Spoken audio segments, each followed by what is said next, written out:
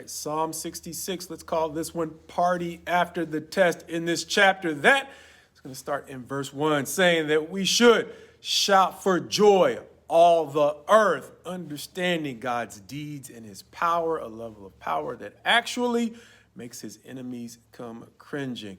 A section that leads into another section where David is going to say, come and see, once again, his deeds and maybe just as importantly, the way he keeps watch over all the earth.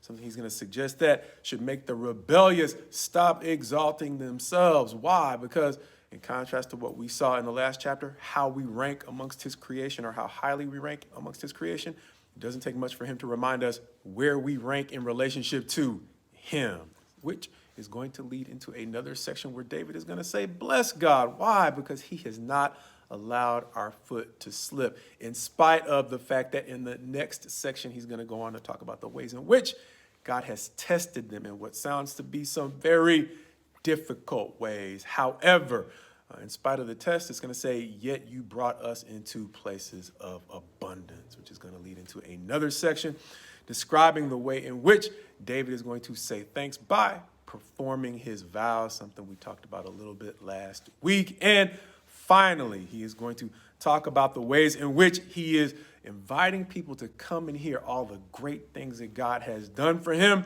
things that he wouldn't have done if David had cherished iniquity in his heart. And so ultimately, David is once again in this party passage going to say, it's time to bless God, even though he's taken us through some difficult things. Things I want to focus on in verses 10 through 12, where he says, for you, O God, have tested us. You have tried us as silver is tried. You brought us into the net. You laid a crushing burden on our backs. You let men ride over our heads. We went through the fire and through the water, yet you have brought us out to a place of abundance, as we mentioned before.